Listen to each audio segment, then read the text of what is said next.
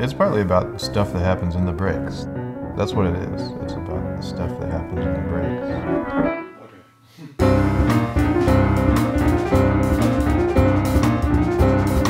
Back in the 90s, I had another trio. We were trying a lot of different things with rhythm, and it was very spacious and very collective. And that was sort of the foundation for this trio in general, which was not really soloistic in orientation. I mean, there was soloing, but that wasn't the main thing that was happening. The main thing that was happening was evolution of grooves and spaces and textures, things like that. Soloing kind of contributes to that process, but it's not the point of the process. The point of the process is to go on this collective journey and hopefully get somewhere. He's allowing us and calling upon us to be fully ourselves. Sure. Basically bring everything of yourself to it. Absolutely. There's this constant creativity happening with sound. I've learned a lot about how to listen by working with both of them. Marcus is constantly making changes as he plays, introducing new sounds as he plays. You'll see him retune the drum set in the middle of a song, or swap cymbals, make some pretty radical maneuvers in the middle of a song, you know, on stage. It's certainly retuned, you know, in between takes for sure. When it's live though, I do like in the middle of a song, but yeah, definitely at different sounds for different pieces, you know. I was hearing different things, so. Stefan has been the same way. I mean, you can see him really exploring the full range of dynamics and really like opening up the function of the bass player, you know, so it's not always holding down a line. One of his great strengths is that he's not trying to get up in your face as a bass player, but he's actually very dedicated to the foundation. But he also has subtle and creative and sort of radical ways of doing that. You know, you don't often hear a piano trio anchored by arco bass. You know, that's pretty different. It's rare that groups get to play together for so long. How many years has it been? 15. This year, September, it'll be 12. Feels like 40. Feels like 50, man. Yeah. No. Yeah. In fall of 2013, we did a collaboration with a dear friend of mine, the novelist Teju Cole. He wrote a fantastic book called Open City. He has a cycle of excerpts from the novel that are all about birds in New York City. A massive canopy of starlings. So those were the excerpts that he ended up reading with us, and so we kind of embedded them in these different pieces of music. I was really happy that he decided to bring some of those pieces to this actual recording.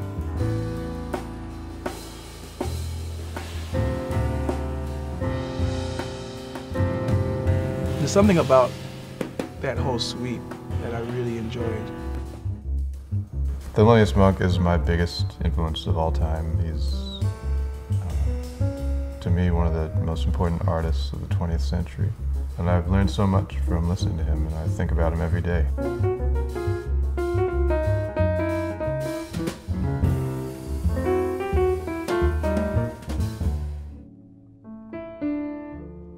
So Blood Count was written by Billy Strayhorn. It was the last piece he wrote, or his untimely death. You can hear him sort of contemplating his own mortality. And I always had a real appreciation for Strayhorn's music. There's a lot of heart in it, even though it's a little bit sentimental. And he was very young when he wrote a lot of these classic pieces like Lush Life, yet had this incredible harmonic richness and sophistication and elegance. His music has always spoken to me. So, with the Coltrane, I remember trying to play it with Steve Coleman in the 90s, but he would do it and he would set it into these like kind of insane rhythmic systems so that you kind of had to think about 5 things at once. The rhythm itself has some connection to West African drumming, particularly the drummer from Cameroon named Brice Wassi, who's been a big influence on Marcus and is someone I've listened to for a long time as well. Countdown was different. We've never played with him like that before. Where it's Definitely, like, no. He's like, no. Yeah. Never. Basically, it starts off solo, and then it's duo, and then it's trio. I guess some things do start off like that, actually. Smokestack was kind of like that. And he realized it's better to have you come in. It's just, Yeah. this is better. It's just It's better. just better. We actually kind of adopted Coltrane's strategy, which is on Giant Steps. He plays duo with Art Taylor, the drummer, for a while. And so they're playing the form, but it actually just feels like fire and air. They're flying. It's amazing.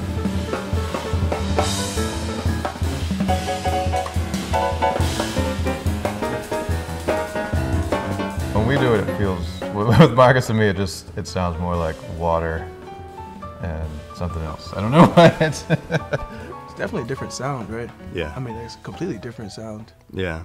We've never recorded anything that sounded like this before. One point of inspiration for me was looking at the history of hip-hop.